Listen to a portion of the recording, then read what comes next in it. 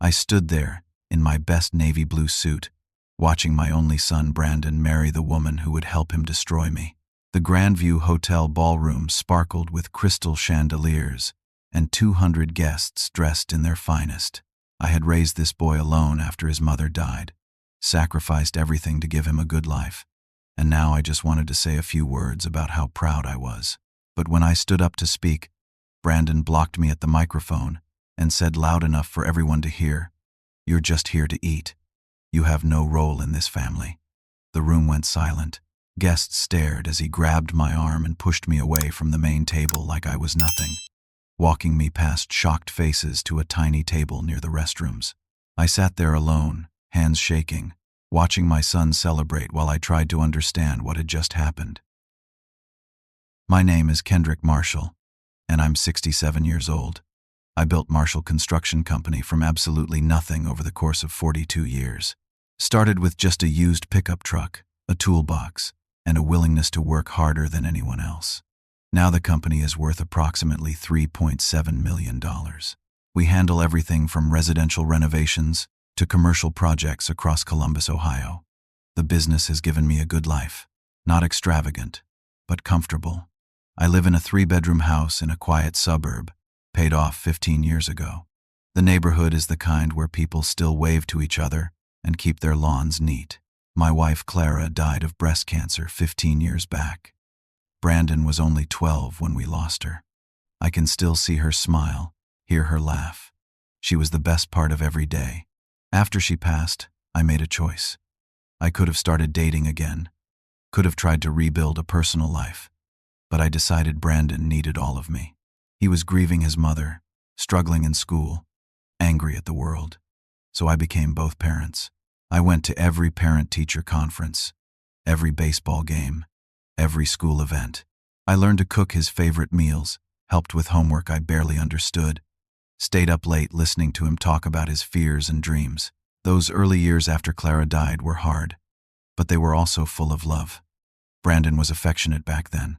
He would hug me when I came home from work, tell me about his day, ask my advice about everything. We were a team, just the two of us against the world. I worked long hours to keep the business growing, but I always made time for him. Weekends were sacred. We would go fishing at Hoover Reservoir, work on building projects in the garage, watch football games on the couch with pizza and soda.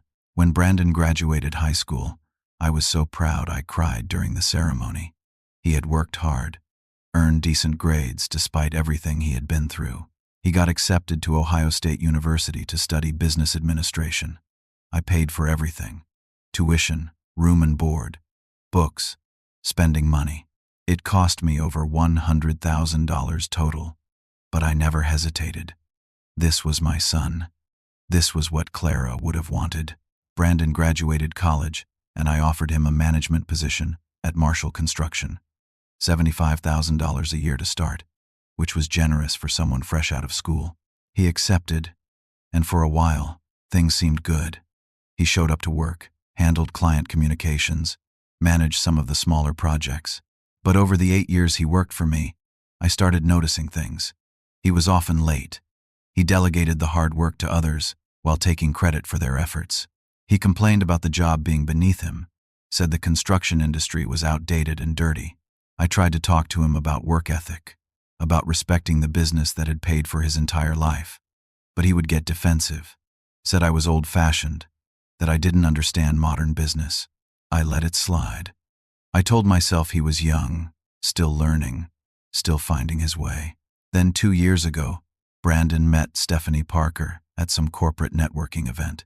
She came from serious money. Her father, Richard Parker, owns a chain of luxury car dealerships across Ohio, Michigan, and Indiana. The Parker family lives in one of those massive houses in Upper Arlington, the kind with gates and circular driveways and more rooms than any family needs. The change in Brandon was immediate. Within weeks of dating Stephanie, he started criticizing everything about his life. Said my house was too small and outdated. Said his truck was embarrassing. Said the construction business was blue-collar and beneath someone with his education. When Stephanie came over for dinner, which was rare, she would sit at my table looking at her phone, barely speaking to me. When she did talk, it was to mention some expensive restaurant she had been to, or some luxury vacation her family had taken. I tried to be welcoming. I asked about her interests, her work, her family. She gave short answers and checked her watch like she was counting down the minutes until she could leave. Brandon would get angry with me later, saying I had asked too many questions, made things awkward, embarrassed him. 1 year ago, they announced their engagement. Brandon called me on a Tuesday evening, told me quickly, said they were planning a big wedding. I was happy for him, or at least I tried to be. I offered to contribute $20,000 toward the wedding, which was a significant amount of money for me. Brandon barely acknowledged the offer, said Stephanie's parents were paying for everything, that they wanted to handle it themselves. Over the next 12 months, I watched the wedding planning happen from a distance. I was not consulted about the guest list. I was not asked about the ceremony details. I was not involved in choosing the venue or the flowers or the music. When I asked Brandon about these things, he said Stephanie and her mother had it under control, that I didn't need to worry about it. I started to feel like an afterthought. Brandon stopped returning my calls promptly. Sometimes it took 3 or 4 days to hear back from him. When we did talk, the conversations were brief and felt obligatory. He stopped coming over for dinner, stopped asking how I was doing. Our relationship became a series of short text messages and occasional phone calls where he did most of the talking and I did most of the listening. But I told myself it was normal. He was building a new life with Stephanie. He was busy with wedding planning. Things would get better after they were married and settled. I held on to that hope. I spent weeks writing a speech for the wedding. I wanted to talk about Clara, about how proud she would have been to see Brandon on his wedding day. I wanted to share stories about raising him alone, about the challenges we faced together, about the man he had become. I practiced the speech in my living room, standing in front of the mirror, making sure I wouldn't cry when I talked about his mother. The wedding day arrived. I put on my navy blue suit, the one I had purchased specifically for this occasion, stood in front of the bathroom mirror, adjusted my tie, and told myself this would be a good day, a day of celebration, a day where my son would remember that despite everything, we were family, not extravagant, but comfortable. I live in a 3-bedroom house in a quiet suburb, paid off 15 years ago. The neighborhood is the kind where people still wave to each other and keep their lawns neat. My wife Clara died of breast cancer 15 years back. Brandon was only 12 when we lost her. I can still see her smile, hear her laugh. She was the best part of every day. After she passed, I made a choice.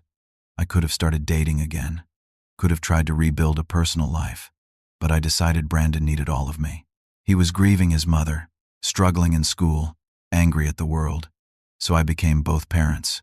After the ceremony, everyone moved to the ballroom for the reception. I tried to find my seat. There was a seating chart displayed on an ornate easel. I scanned the names, found mine. Table 14. I walked through the ballroom, past the main table where Brandon and Stephanie sat elevated on a platform, past tables 1 through 13. Table 14 was in the back corner of the room, near the hallway leading to the restrooms. I was seated with distant cousins I had met maybe twice in my life. During cocktail hour before dinner, I walked to the bar to get a drink. My hands were shaking slightly. Something felt wrong, but I couldn't name it. As I waited for my whiskey, I heard voices nearby. I turned and saw Stephanie talking to her mother near a tall flower arrangement. They didn't see me standing just a few feet away. Stephanie was saying, "I'm so glad Brandon finally sees how embarrassing his father is. Construction worker hands at our wedding? Please." Her mother laughed softly and replied, "At least after today, Brandon won't have to pretend anymore. He'll be part of our family business, and that old man can fade away." I stood there frozen, the bartender handing me my drink. I felt like someone had punched me in the stomach. I wanted to believe I had misheard, that maybe they were talking about someone else. But I knew, deep in my chest, I knew they were talking about me. I walked back to table 14 in a daze, sat down and stared at my drink. Maybe the speech would fix this. Maybe when I stood up and talked about Clara, about our journey, about how much I loved Brandon, he would remember who we were to each other. Maybe this whole thing was just Stephanie's influence, and once Brandon heard my words, he would come back to himself. Dinner was served. The best man, who was Stephanie's brother Trevor, gave a speech about how lucky Stephanie was to find someone like Brandon. The maid of honor talked about their perfect relationship. Then Stephanie's father, Richard Parker, stood up. He gave a long speech about gaining a son, about how Brandon was now part of the Parker family legacy, about how they were going to build an empire together. Everyone applauded. I waited for someone to announce the father of the groom's speech. Traditional at weddings, expected, but no announcement came. The speeches seemed to be over. People were eating, talking, laughing. I stood up anyway. I had my notes folded in my jacket pocket. I walked toward the front of the ballroom where the microphone stood. Some guests noticed me walking. A few smiled, probably expecting the touching moment when the father speaks about his son. I reached the microphone, pulled out my notes, and started to unfold them. That's when Brandon appeared. He moved quickly, stepping between me and the microphone. His expression was hard, annoyed. "What are you doing?" he said loudly. I looked at him, confused. "I prepared a speech, son. About your mother, about us, about how proud." He cut me off. "Nobody wants to hear that. You're just here to eat. You have no role in this family." The words hit me like a physical blow. The ballroom went completely silent. 200 guests stopped talking, stopped eating, turned to stare at us. I could feel their eyes, their shock, their discomfort. "Brandon," I said quietly, "I'm your father, and I invited you to the wedding," he replied coldly. "That's all you get." Stephanie appeared beside him, crossing her arms across her chest. She had a small smile on her face. Not embarrassed, not concerned, satisfied. Brandon grabbed my arm, not gently. His fingers dug into my bicep as he began steering me away from the microphone, away from the main table. I tried to resist, tried to understand what was happening. "Son, please," I said. "What's going on? Why are you?" He pushed harder, walking me through the ballroom. We passed table after table, people I had known for years, people from the community, people who had attended Clara's funeral, people who knew our story. They all watched as my son marched me toward the back of the room like I was a problem to be dealt with. He stopped at a tiny table in the corner near the restroom hallway. Table 23. It had been set up for vendors or staff, not guests. There was only one chair. "Stay here," Brandon said. His voice was flat, emotionless. "Don't embarrass me again." Then he walked away, just turned and walked back to the main table like nothing had happened. The DJ started playing music. Conversations slowly resumed, but I could feel people glancing at me, whispering. I sat down at that little table. My hands were shaking so badly, I had to clasp them together in my lap. Several people approached me over the next hour, asked if I was all right. I made excuses, said there was a misunderstanding, said I wasn't feeling well, said everything was fine. But it wasn't fine. Nothing was fine. I watched the rest of the reception from that corner, watched Brandon and Stephanie's first dance, watched them cut the cake, watched the toasts and the laughter and the celebration. Not once did Brandon look in my direction. Not once did he check if I was okay. Around 9 o'clock, I couldn't take it anymore.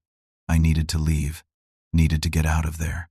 I stood up and walked toward the restrooms, planning to slip out a side exit. As I reached the hallway, I heard voices, male voices. I stopped. "That was brutal, man."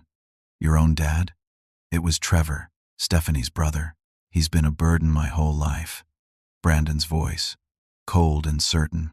"Now that I'm joining your family's dealership business, I don't need his construction company or his embarrassing working-class life.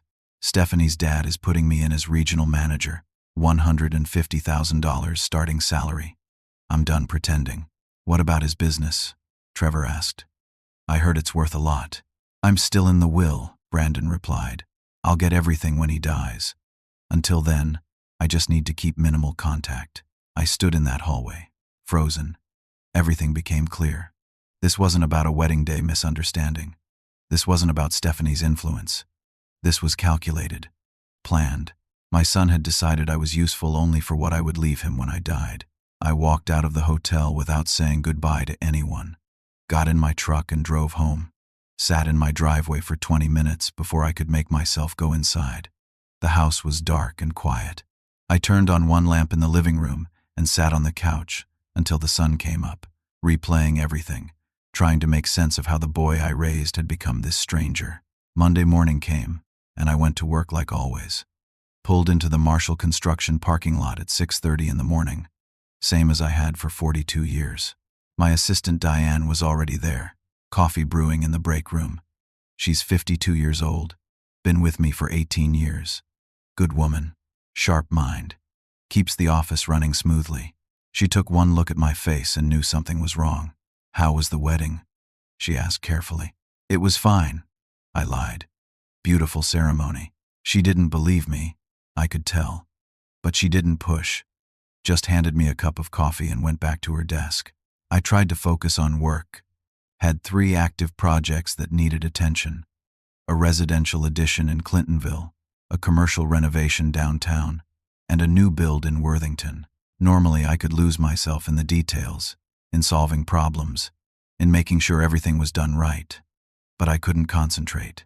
Kept checking my phone, waiting for Brandon to call, to text, to apologize, to explain. Nothing came. Tuesday. Still nothing. Wednesday. I had coffee with my oldest friend Raymond.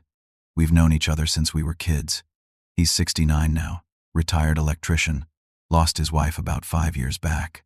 We meet every Wednesday afternoon at a diner on High Street. I told him everything, the whole story, the wedding, the humiliation, what I overheard Brandon say to Trevor. Raymond's face went red with anger. He put down his coffee cup hard enough that it rattled against the saucer. That boy showed you who he really is, Raymond said. Believe him, Kendrick. Believe him. He's my son, I said quietly. And my daughter cut me off 7 years ago, Raymond replied. Wanted money to buy a house.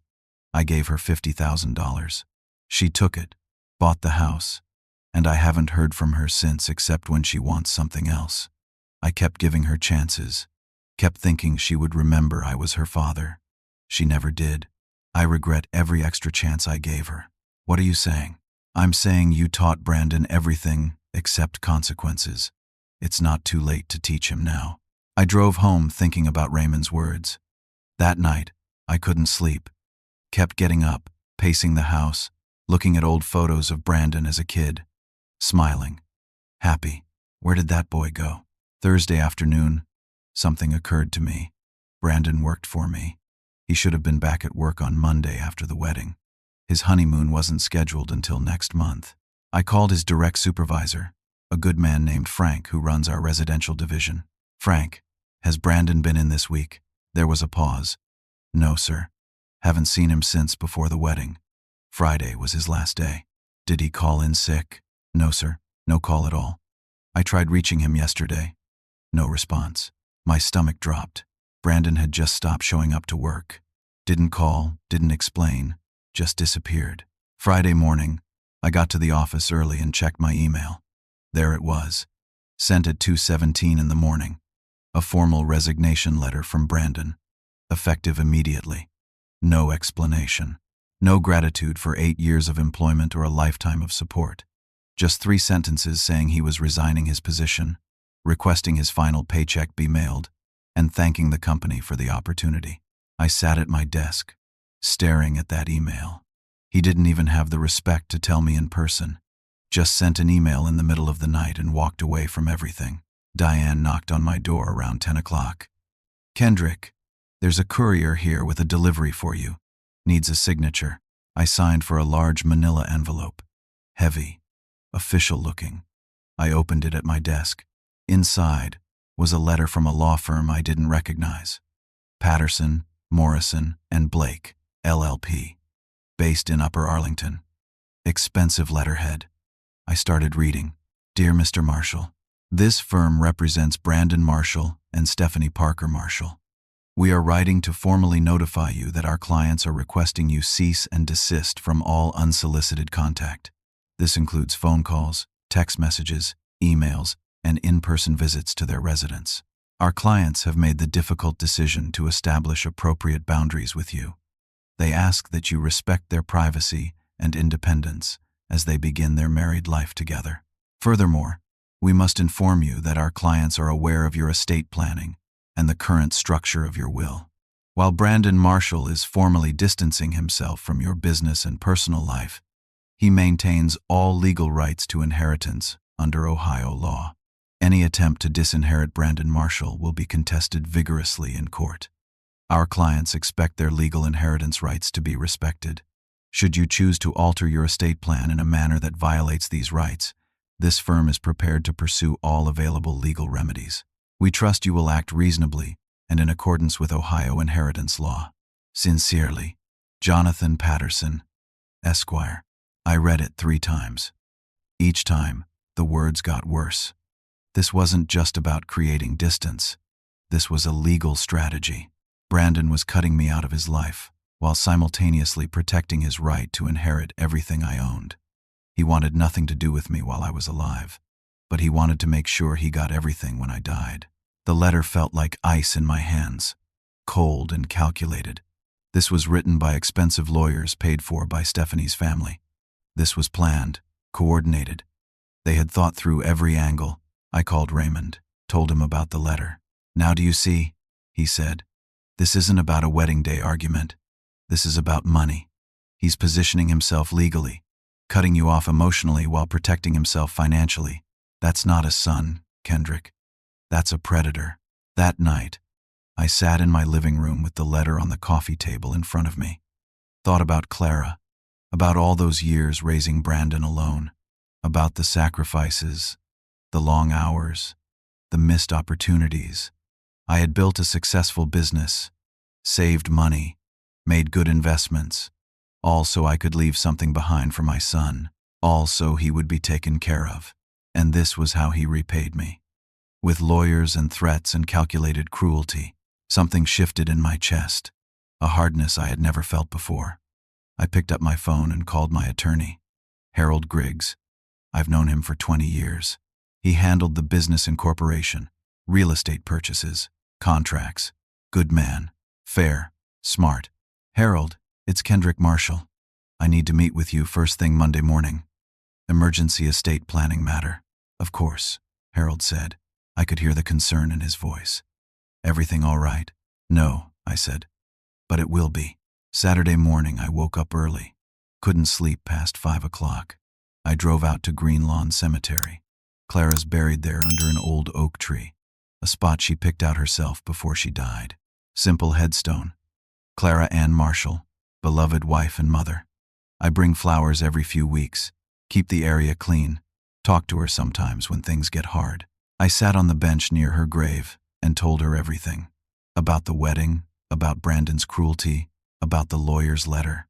I talked for over an hour, the way I used to talk to her when she was alive. Clara always knew how to see through problems, how to find the right path. "I don't know what to do," I said out loud. "He's our son, your baby, but he's not that little boy anymore. I don't even know who he is." The wind moved through the oak leaves. I sat there listening, remembering. Clara had been sick for 3 years before she died. The cancer came back twice.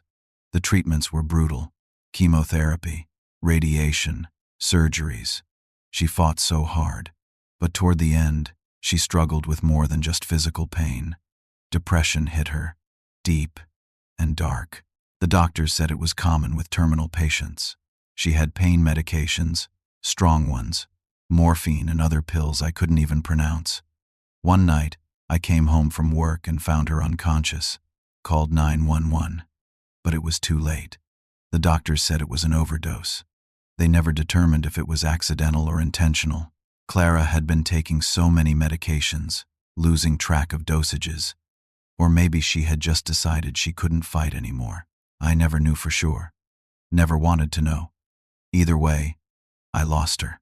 Brandon was 16 when he found Clara's medical records in the attic. I didn't know he had seen them, didn't know he had made copies. He never said anything to me, just kept that information, held it like a weapon, waiting for the right moment to use it. Monday morning, 9 o'clock sharp, I was sitting in Harold Griggs's office. Harold's 64 years old, been practicing law for almost 40 years. His office is in a restored brick building in German Village, bookshelves full of legal volumes, mahogany desk that's probably older than both of us. I showed him the cease and desist letter. Harold read it slowly, his expression getting darker with every sentence. When he finished, he set it down on his desk and looked at me. "In 30 years of practicing law," he said, "I have never seen anything this cold. Can he do this? Can he cut me off and still expect to inherit? Legally? Yes. Ohio law doesn't require children to maintain a relationship with their parents to inherit. And you're right to be concerned. If you try to disinherit him without proper documentation, he could challenge it in court. So what do I do?" Harold leaned back in his chair. "First, I need to understand what you want, Kendrick. Do you want to disinherit Brandon?" I thought about that question. Really thought about it. This was my son, the boy I raised, Clara's child. But what Raymond had said kept echoing in my mind. Sometimes loving someone means teaching them consequences. "Yes," I said finally. "I want him out of the will completely." "All right. Then we need to do this right. We'll draft a new will that explicitly disinherits Brandon with clear documentation of why. We'll include references to his behavior, his decision to cut contact, this letter from his lawyers. That creates a record that this wasn't done out of senility or confusion, but as a conscious choice based on his actions. Who gets the estate instead? That stopped me. I hadn't thought that far ahead. I had been so focused on Brandon not getting anything that I hadn't considered where it should go. "Think about it over the weekend," Harold said. "But I'd suggest considering charitable organizations or people who have been loyal to you. This can't look like a spite move. It needs to look like a thoughtful redistribution based on your values." I spent the weekend thinking. Saturday afternoon, I called Diane and asked about her daughter Emily. Diane had mentioned that Emily was in medical school, struggling with student debt. "She's doing okay," Diane said, "working part-time while studying. The debt is scary, probably close to $200,000 by the time she finishes, but she's determined." I thought about Emily, 24 years old, working hard, pursuing a dream despite the obstacles, the kind of person who deserved help. Sunday morning, I called Father Michael at St. Vincent's homeless shelter. I've been volunteering there for 15 years, serving meals every other Saturday. Father Michael runs the place with almost no budget, depending on donations and volunteers. "Kendrick," he said warmly, "good to hear from you. How are you?" "I'm all right, Father. Question for you. If the shelter received a significant donation, what would you do with it?" "How significant?" "Say, $2 million. There was a long silence. "Kendrick, are you serious?" "Maybe. What would you do with it?" "We could expand the facility, add 50 more beds, hire a full-time medical staff, create job training programs, actually help people get back on their feet instead of just giving them a place to sleep. We could change lives." That night, I made my decision. I called Harold and told him my plan. The Clara Marshall Memorial Scholarship Fund. $2 million to create scholarships for students pursuing construction trade careers who had lost a parent. Something that honored Clara and helped kids like Brandon could have been. $1 million to Emily, Diane's daughter. She had worked hard, earned it through dedication and character. The remainder to St. Vincent's homeless shelter. People who actually needed help. Brandon would get nothing. Tuesday morning, Harold had the documents ready. I read through them carefully. Everything was explicit. Brandon Marshall was specifically excluded from inheriting. The reasons were documented. The alternative beneficiaries were named. It was ironclad. I signed my name. Diane and another paralegal witnessed. The notary stamped it official. Done. As I walked to my truck in the parking lot, I felt strange. Not happy exactly. Not victorious. Just clear. For the first time in weeks, I knew I had done the right thing. My phone rang. Unknown number. I answered. "Kendrick Marshall?" A man's voice. Smooth. Confident. "Yes? This is Richard Parker, Stephanie's father. I think we need to talk." My hand tightened on the phone. "About what?" "I hear there's been some family tension. Let me be direct, Kendrick. Brandon is part of our family now. He's going to do very well in our dealership business. I suggest you accept your reduced role gracefully. My reduced role, I repeated flatly. When the time comes, I'm sure Brandon will use his inheritance wisely. Probably invest it in our dealership expansion. It would be a shame if you did anything foolish to prevent that. Old men make poor decisions when they're emotional. I'd hate to see you do something you can't undo. The arrogance in his voice was staggering. This man, who I had never even met properly, was calling to threaten me, to make sure I stayed in line so his family could eventually get my money. You're absolutely right, Richard, I said calmly. Some decisions can't be undone. Goodbye. I hung up, stood in the parking lot, looking at my phone. They were all in on it. Brandon, Stephanie, her entire family. They saw me as a walking bank account, already counting my money before I was dead. The will I had just signed felt like the smartest thing I had ever done. Thursday evening, 10 days after the wedding, my phone buzzed with a text message. Brandon's name appeared on the screen. First time I had heard from him since that resignation email. The message read, "Need to talk about business transition. Meet me at the Riverside Cafe tomorrow at noon." No greeting, no apology, no acknowledgement of anything that had happened. Just a demand for a meeting. I stared at that text for a long time. Part of me wanted to ignore it, but another part needed to see this through, needed to look my son in the eye and understand who he had become. I texted back, "I'll be there." Friday morning felt heavy. I got to the office early, worked on some project estimates, tried to stay busy. At 11:30, I drove to the Riverside Cafe. It's a small place near the Scioto River, popular with business people for lunch meetings. I arrived at 11:45, ordered coffee, sat at a table by the window, and waited. Brandon showed up at 12:15, 20 minutes late. No apology for that either. I barely recognized him. He was wearing an expensive suit, probably cost $2,000 or more. Designer watch on his wrist that caught the light. Hair perfectly styled. He looked like a stranger. He sat down across from me without a smile. "Thanks for meeting. What did you want to talk about?" I asked. He got right to business. The construction company. "It's time to start thinking about transition. You're almost 70. You should be retired, enjoying life. I think we should move me into an ownership position. I'll take over operations, modernize the business, expand into new markets. And what happens to me?" Brandon looked annoyed by the question. "You retire.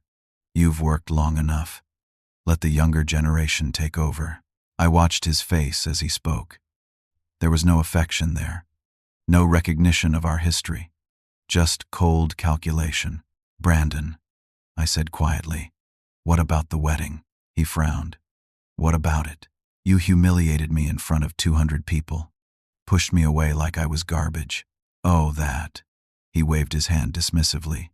"You were making it about yourself. It was Stephanie's day. You always make everything about your feelings." The casual cruelty of his response took my breath away. "I raised you alone after your mother died," I said. "I gave you everything I had, and I'm supposed to be grateful forever?" His voice rose slightly. "You did what parents are supposed to do. That doesn't make me your property. I have my own life now, my own family. The Parkers. Yes, the Parkers. Successful people. People who understand business and wealth, not just hammering nails and getting dirty." I felt something cold settle in my chest. "Is that what you think I do? Hammer nails? I think you run a small, outdated company in a dying industry. I think you could never understand the kind of success the Parker family has achieved. And I think it's time you stepped aside and let someone with vision take over. Someone like you. Yes, someone like me." I leaned back in my chair. "What about the lawyer's letter, Brandon? The cease and desist about inheritance?" His expression flickered. Surprise, then defensiveness. "That was just protective. Stephanie's family has lawyers. They handle things properly. You're trying to keep your distance from me while making sure you still inherit everything." "It's my right," he said firmly. "I'm your only child. The law says I inherit. The law says I can leave my estate to anyone I choose." Brandon's eyes narrowed. "You wouldn't dare. Everything you built was supposed to be mine. That's how it works. Parents build, children inherit." "Why?" I asked. "Why do you think you deserve it?" He stood up abruptly. His voice got louder, drawing attention from other tables.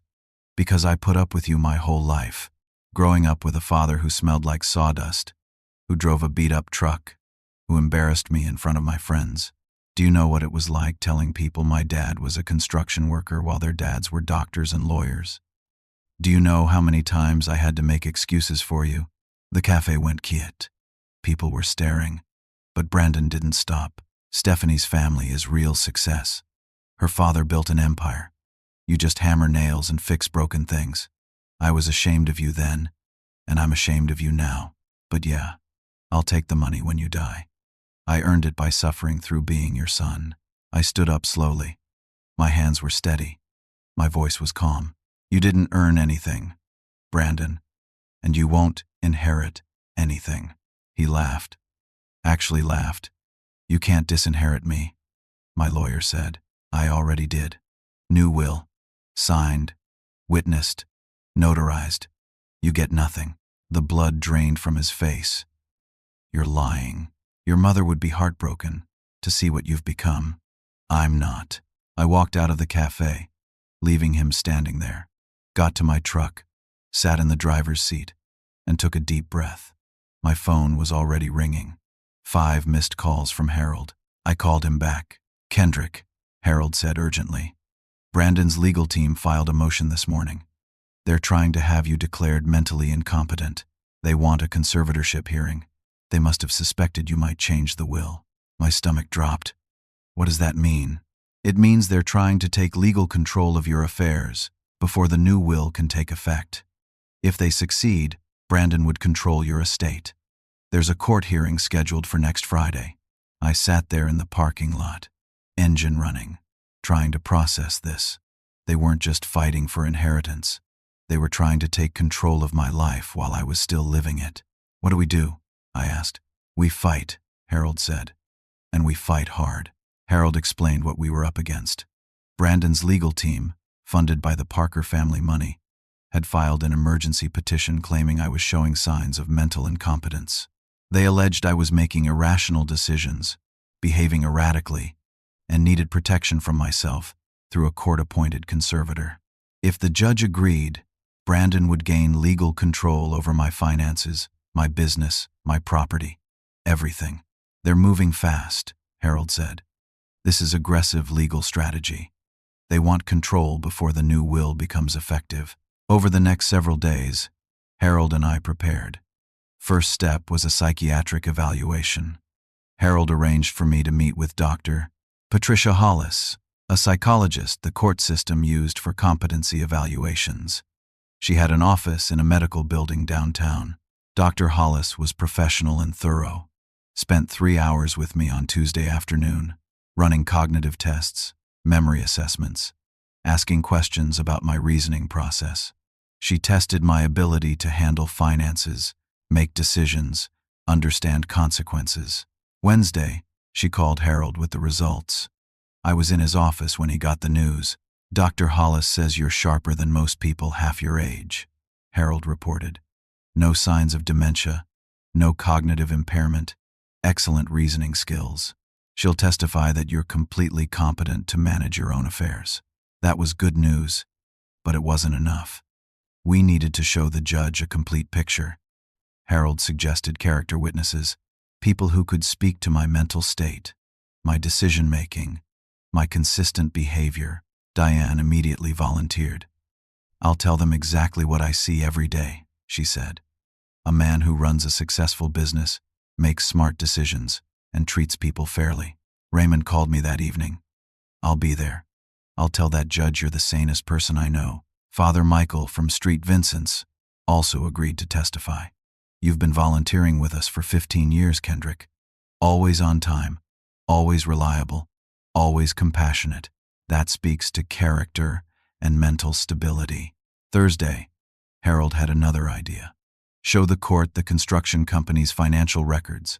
Prove that under my leadership, the business was thriving. We pulled together 5 years of financial statements. The numbers told a clear story.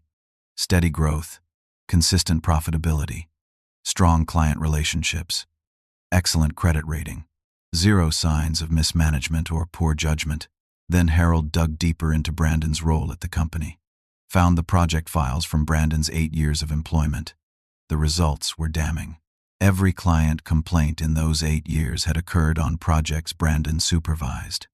3 projects had gone over budget under his management. 2 clients had requested he be removed from their projects. This shows who really can't manage effectively, Harold said. Through the legal discovery process, Harold obtained Brandon's personal financial records. What we found shocked even Harold. Brandon had $73,000 in credit card debt across 6 different cards. He owed $42,000 on a luxury car lease for a BMW he couldn't afford. There was a personal loan from Richard Parker for $30,000 at 8% interest. Despite 8 years of earning $75,000 annually, Brandon had exactly $917 in his savings account. "Your son is drowning financially," Harold said. "That's why he's so desperate for your estate. He needs it to dig himself out of debt." The week before the hearing, I kept working. Went to the office every day at 6:30 in the morning. Met with clients, reviewed projects, made decisions. Harold's team documented everything. Tuesday, I successfully negotiated a $450,000 contract with a new commercial client. Handled complex details about timeline, materials, staffing.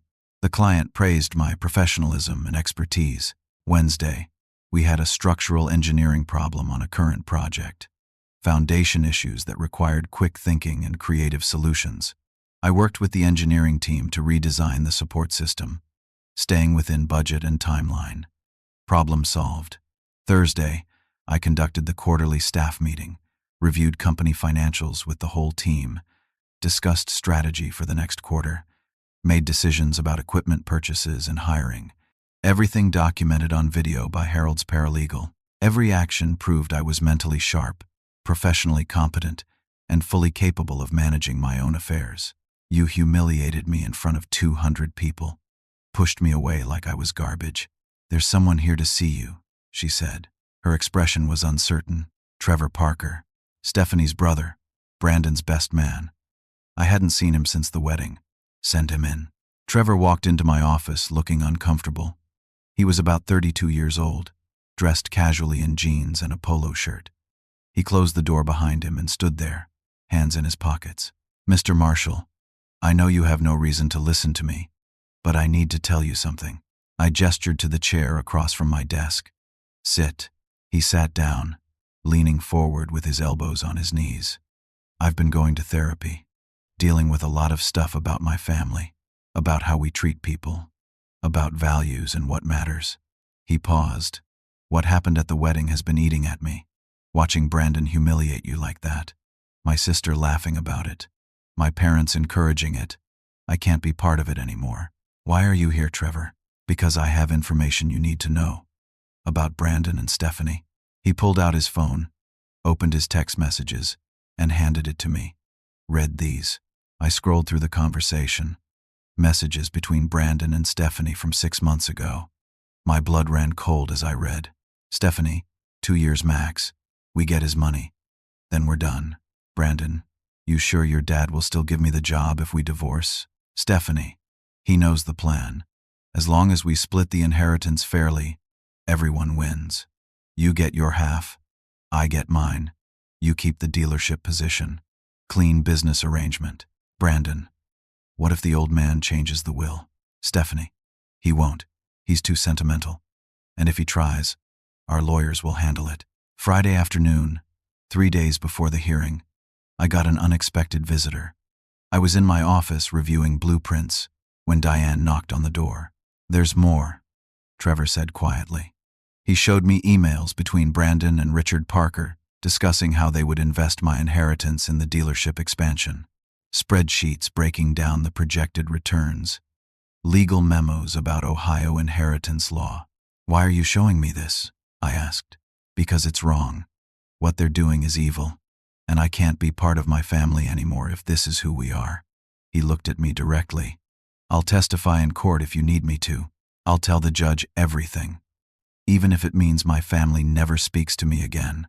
I looked at this young man who was willing to betray his own family because it was the right thing to do. Thank you, Trevor. Wednesday, we had a structural engineering problem on a current project. Foundation issues that required quick thinking and creative solutions. I worked with the engineering team to redesign the support system, staying within budget and timeline. Problem solved. Sunday evening, the day before the hearing, my phone rang. Brandon's number. Stephanie. He knows the plan. As long as we split the inheritance fairly, everyone wins. You get your half, I get mine. You keep the dealership position. Clean business arrangement. I answered. You need to drop this. His voice was shaking. Desperate. Cancel the hearing. Sign the power of attorney. Give me what's mine. Nothing is yours, Brandon. If you don't, I'll tell everyone the truth about Mom. I'll tell them she killed herself, that she couldn't stand living with you anymore. I have her medical records. I'll make copies. I'll send them to everyone you know. Your clients, your friends, the whole community. I'll destroy her memory and your reputation. My hand tightened on the phone. This was my son, threatening to weaponize his mother's death. Your mother struggled with depression during her cancer treatment, I said calmly. I loved her through every moment of it. The fact that you would use her pain as a weapon shows exactly who you are, Brandon, and it changes nothing. I mean it. I'll ruin you. Do what you need to do. I'll see you in court tomorrow. I hung up, sat in my quiet living room, holding Clara's framed photo. I'm sorry, I whispered to her. I'm sorry our son became this, but I knew what I had to do. Tomorrow, I would fight for my right to control my own life, and I would win. Monday morning, I put on my best suit and drove to the Franklin County Courthouse. Harold met me in the lobby at 8:15. We rode the elevator to the 4th floor in silence. If you don't, I'll tell everyone the truth about Mom. I'll tell them she killed herself, that she couldn't stand living with you anymore. I have her medical records. I'll make copies. I'll send them to everyone you know. Your clients, your friends, the whole community. I'll destroy her memory and your reputation. Brandon wouldn't look at me. He sat between two of his lawyers, staring straight ahead. Stephanie was there too, sitting in the gallery with her parents. Richard Parker looked smug and confident, like this was already decided. Judge Sandra Whitmore entered at 8:30 sharp. She was about 60 years old, gray hair pulled back, reading glasses on a chain around her neck. Her expression was serious and no nonsense. This is a hearing regarding petition number 24-7389, she said. Brandon Marshall petitioning for conservatorship of Kendrick Marshall, based on alleged mental incompetence. Mr. Patterson, you may begin. Jonathan Patterson stood up. Smooth, polished. He painted a picture of a confused elderly man making irrational decisions. Claimed I had suddenly and inexplicably cut off my only son. Said I was showing signs of paranoia and hostility. Argued that I needed protection from my own poor judgment. They called Brandon to testify first. He sat in the witness chair looking sad and concerned, playing the worried son perfectly. Tell the court about your father's recent behavior, Patterson said. He's not himself, Brandon said. His voice actually cracked with emotion. Good performance. He's become paranoid, convinced everyone is against him. He's making erratic business decisions. I'm worried about him. The courtroom was smaller than I expected. Wood paneling, fluorescent lights, rows of benches. Brandon was already there with his legal team. 4 lawyers in expensive suits, all carrying leather briefcases. I recognized the lead attorney from the letterhead, Jonathan Patterson, probably charging $500 an hour. He changed his will suddenly, without explanation. Cut me out completely. Then, when I tried to talk to him about it, he became hostile and aggressive. He accused me of terrible things. None of it made sense. Patterson nodded sympathetically. And you believe he needs help? I love my father, Brandon said, looking right at the judge.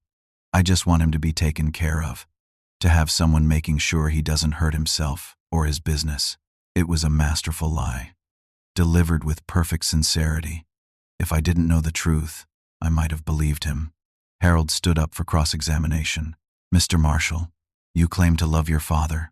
Of course. Then why did you resign from his company without notice or explanation? Brandon hesitated. I needed to pursue other opportunities. With the Parker family dealerships, Yes, for $150,000 a year. Correct. That's my salary. Yes. Harold pulled out a document. According to these financial records, you currently owe $73,000 in credit card debt. Is that accurate? Brandon's lawyer objected, but the judge allowed it. It was a masterful lie, delivered with perfect sincerity. If I didn't know the truth, I might have believed him. And a $42,000 car lease. And a $30,000 loan from your father-in-law. What does this have to do with my father's competence? It establishes motive, Harold said calmly. You're not concerned about your father's mental health. You're concerned about your inheritance, because you desperately need money. The courtroom was silent. Harold continued. At your wedding, did you tell your father, and I quote, "You're just here to eat. You have no role in this family"? Brandon's face went red. It was a stressful day. Things were said. Did you physically remove him from the reception and place him at a table near the bathrooms? I don't remember it that way. We have 12 witnesses who do remember it that way. Shall I call them? Patterson objected again. The judge sustained it, but the damage was done. Harold called Dr. Hollis next. She testified about my psychiatric evaluation, explained in detail how my cognitive function was excellent, my reasoning was sound, my memory was sharp. In your professional opinion, is Kendrick Marshall competent to manage his own affairs? Absolutely. He's one of the most mentally acute individuals I've evaluated in my career. Diane testified next. Described my daily work performance, my sharp business decisions, my clear thinking. Just last week, Mr. Marshall negotiated a $450,000 contract, she said. Handled every detail perfectly. That's not the action of someone mentally incompetent. Raymond testified about our 40-year friendship. Kendrick is the same man he's always been. Thoughtful, rational, kind. This is not about his competence. This is about his son's greed. Father Michael described my 15 years of volunteer work. He shows up every other Saturday, serves meals, talks with the homeless, shows compassion and wisdom. Just last month, he helped one of our residents find a job through his construction company contacts. That's clear thinking and good judgment. Then Harold dropped the financial records, the construction company's books showing consistent success, the documentation of Brandon's failed projects. The contrast was stark. Your Honor, Harold said, the evidence shows that Kendrick Marshall is running a successful business with clear judgment. Meanwhile, his son has a history of financial mismanagement and professional failure. The question isn't whether Kendrick needs a conservator. The question is why Brandon thinks he's qualified to be one. During the lunch recess, I saw Brandon talking urgently with his lawyers in the hallway. They looked worried. The hearing wasn't going the way they expected. When we reconvened, Harold called Trevor Parker to the stand. I saw Stephanie's head snap up. Richard Parker's face went pale. Brandon looked like he might be sick. Trevor was sworn in.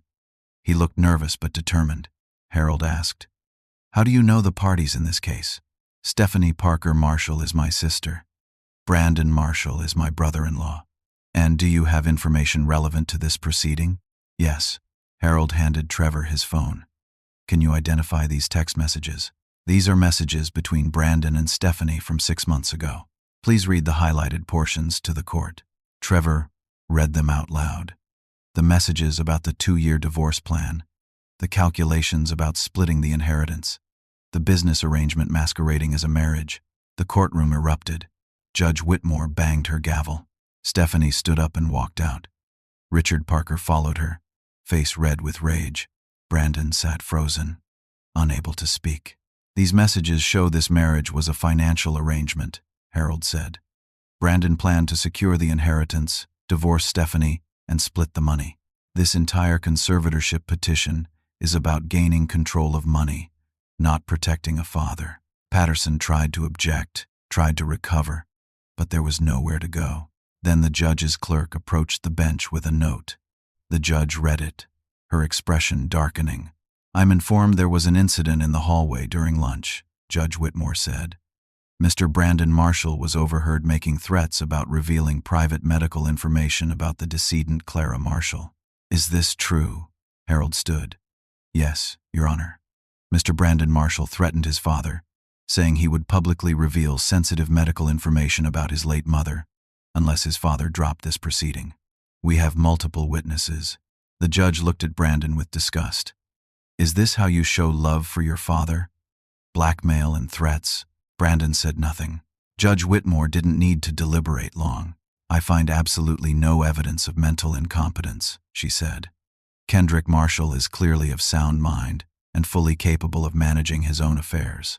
His decision to change his will, while painful for his son, is his legal right. This petition for conservatorship is denied.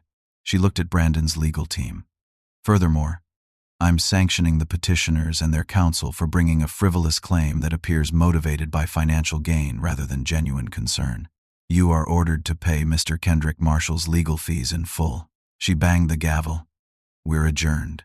I sat there for a moment, letting it sink in. I had won. In the courthouse parking lot, Brandon was waiting by my truck. His lawyers were gone. His wife was gone. The Parker family was gone. He stood there alone.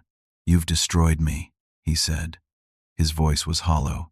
Stephanie's family is cutting me off. She's filing for divorce. I have nothing. You had everything, I replied. A father who loved you. A successful business waiting for you. A good life. You threw it away because you wanted more than you deserved. I'm your son. His voice broke. Doesn't that mean anything? I felt that old instinct. The need to fix his problems. To make everything okay. 27 years of being a father doesn't disappear in a courtroom, but I knew this was the consequence he needed to face.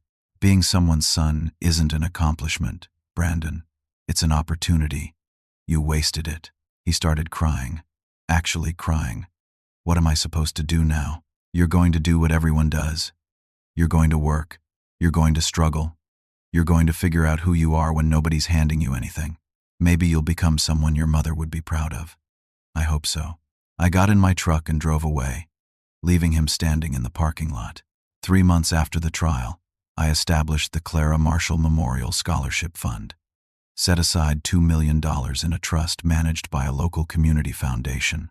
The scholarship would provide $15,000 per year to students pursuing construction trade careers who had lost a parent. Electricians, plumbers, carpenters, HVAC technicians, the kind of work that builds communities and provides good livings.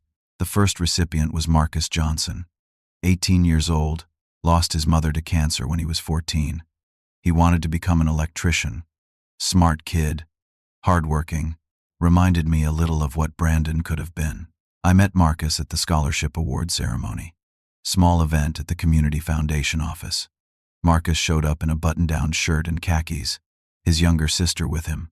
He shook my hand with a firm grip. Mr. Marshall, I can't thank you enough. This changes everything for me. Tell me about your plans, I said. He explained his goals. Attend the electrical trades program at Columbus State. Get his apprenticeship. Eventually start his own business. His eyes lit up when he talked about it. Real passion. Real appreciation for the opportunity. That's when I understood what legacy really meant. Not passing money to someone who felt entitled to it, but creating opportunities for people who would value them. I heard about Brandon through mutual acquaintances. The Parker family had cut him off completely once the text messages became public. Stephanie filed for divorce 3 weeks after the trial. Clean break. No alimony. No settlement. She got out fast. Brandon lost his regional manager position at the dealership. Richard Parker made sure of that. Word got around in Columbus business circles about what he had done. Not many people wanted to hire someone known for trying to steal from his own father. He ended up working as a sales associate at a furniture store, making about $35,000 a year, living in a small one-bedroom apartment in a not great part of town, driving an old Honda instead of the BMW, slowly paying down his massive debt. I didn't reach out to him, didn't offer help. Let him face the natural consequences of his choices. 6 months after the trial, on a Tuesday afternoon, I received a letter, handwritten, Brandon's handwriting. Dear Dad, I don't expect you to read this. I don't expect you to respond. I don't even know if I deserve to call you Dad anymore, but I need to say some things, and writing them down is the only way I know how. I was wrong. About everything. About you. About what matters. About what makes a person successful. I was cruel and ungrateful, and I threw away the most valuable thing I ever had, which was your love and respect. I'm in therapy now, twice a week, working through a lot of things. My therapist helped me understand that I was so focused on what I thought I deserved that I never appreciated what I had. I wanted to be like Stephanie's family because I thought money and status meant success. I didn't see that real success was the business you built with your own hands, the respect you earned in the community, the way you raised me alone after Mom died. I'm working at a furniture store. It's humbling. I make a fraction of what I used to make. I live in a small apartment. I eat cheap food. I struggle to pay my bills. And you know what? It's the first honest work I've done in years. Nobody gives me anything because of my name. Nobody cuts me slack. I earn every dollar. I understand now what you tried to teach me. That character matters more than comfort. That respect is earned, not owed. That being someone's child doesn't entitle you to their life's work. I don't expect forgiveness. I don't deserve it. I just wanted you to know that I finally understand what you tried to show me. I'm sorry it took losing everything to learn it. I hope you're well. I hope the business is thriving. I hope you find peace. Brandon. I read that letter 3 times. Sat in my living room holding it, feeling complicated emotions I couldn't quite name. Anger was still there. Hurt was still there. But something else too. Maybe the faintest beginning of hope. I didn't respond right away. Needed time to think about what, if anything, I wanted to say. I kept working, kept volunteering at the shelter, kept living my life. Found peace in routine and purpose. Diane's daughter Emily graduated medical school and started her residency at Ohio State University Hospital. The $1 million I left her in the will was still there, waiting for her. She didn't know about it yet. Would be a surprise when the time came. Father Michael used some early donations to the shelter to expand services, added 20 more beds, hired a part-time nurse, started a job training program. I watched the shelter transform into something that actually helped people rebuild their lives. One evening, standing at Clara's grave, I talked to her like I always did. I protected our son as long as I could, I said. But sometimes the most loving thing you can do is let someone face the consequences of their choices. I think you'd understand. The wind moved through the oak leaves. I stood there feeling her presence, feeling at peace with my decisions. I kept working, kept volunteering at the shelter, kept living my life, found peace in routine and purpose. The ceremony was at Columbus State, small gym full of proud families. Marcus walked across the stage in his cap and gown, diploma in hand, huge smile on his face. Afterward, he found me in the crowd. "Mr. Marshall, I want you to meet my little sister, Jasmine." Jasmine was about 16, shy smile, braces on her teeth. "This is Mr. Marshall," Marcus told her. "He made it possible for me to be here, changed our whole lives." Watching them celebrate together, I felt something I hadn't felt in a long time. Joy, pure and uncomplicated. My phone buzzed. Text message from Brandon. I got promoted to assistant manager at the store. Small step, but wanted to share with someone who'd understand why it matters. I looked at that message for a long time, thought about what it represented. Brandon was building something on his own, learning to value small victories, growing into someone who understood that progress matters more than status. I texted back, "Proud of you. Keep going." Just those 4 words. Didn't invite reconciliation. Didn't offer money. Didn't pretend everything was fixed. Just acknowledged the growth. I drove home that evening, windows down, spring air coming through the truck. Felt finally, completely at peace. Over the next few months, Brandon and I exchanged occasional text messages. Nothing deep, just small updates. He told me about getting his own apartment, a little nicer than the last one, about paying off one of his credit cards, about learning to cook to save money, about small accomplishments that meant something because he had earned them. I told him about new projects at the company, about Marcus's success, about the shelter expansion. We didn't talk about the past, didn't rehash the pain, just slowly, carefully built something new. Not father and son like we used to be. Maybe we would never get back to that. But two people who shared history, learning to respect each other again. I didn't change my will. Brandon would still inherit nothing. That decision stood. But I left the door open for a relationship based on mutual respect instead of entitlement. One Saturday afternoon, about 18 months after the trial, I was at the shelter serving lunch, looked up from the serving line and saw Brandon standing in the doorway. He was wearing jeans and a t-shirt, looking uncertain. "I saw on your calendar you'd be here," he said. "Thought maybe I could help." I handed him an apron. "Start with the coffee station. Keep the pots full." He worked the whole shift. 4 hours. Served coffee, cleared tables, talked with the residents, didn't complain, didn't act like it was beneath him, just worked. Afterward, we sat on the steps outside the shelter, watching the sun set. "Thank you for letting me help," Brandon said. "You're welcome here anytime. I know I can't fix what I did," he continued. "I know I destroyed something that can't be rebuilt, but I want you to know I'm trying to become someone better, someone you might not be ashamed of." I looked at my son, really looked at him, saw the lines of stress around his eyes, the humility in his posture, the genuine effort to change. "I'm not ashamed of you," I said. "I'm sad about the choices you made, but I see you working to make better ones now. That matters." We sat there in silence for a while. It wasn't forgiveness exactly, wasn't reconciliation, but it was something, a beginning. I spent 27 years being Brandon's father, gave him everything I had. When he threw it back in my face, I learned the hardest lesson of parenthood. Sometimes loving someone means letting them fall, not out of cruelty, but because that's the only way they learn to stand on their own.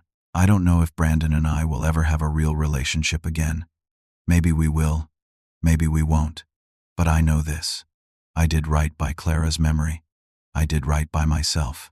And I taught my son the lesson he needed most, even if it broke both our hearts. That's what real love looks like.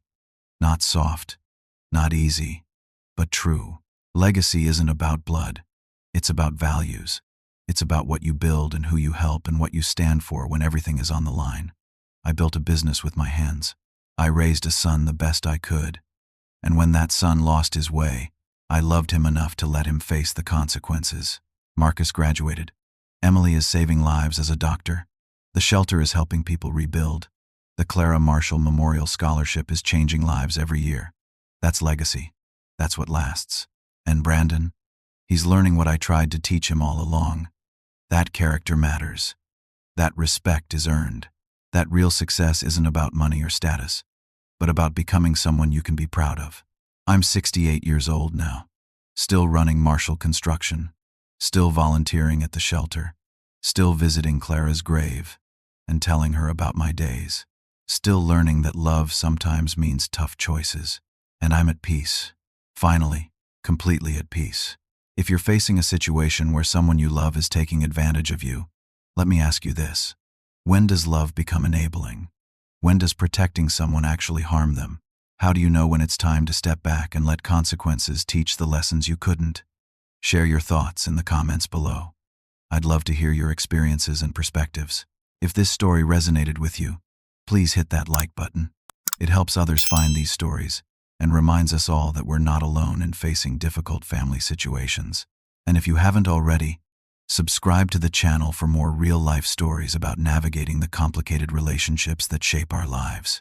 Share this video with someone who might need to hear it. Sometimes the hardest thing we can do is love someone enough to let them learn on their own. Thank you for listening to my story. I hope it brought you some comfort, some clarity, or at least the knowledge that even in our darkest family struggles, there's a path forward. May you find the courage to make the hard choices that protect your dignity and teach the people you love what they need to learn. And may you find peace in knowing that real love sometimes looks nothing like we expect it to. Take care of yourselves. Until next time.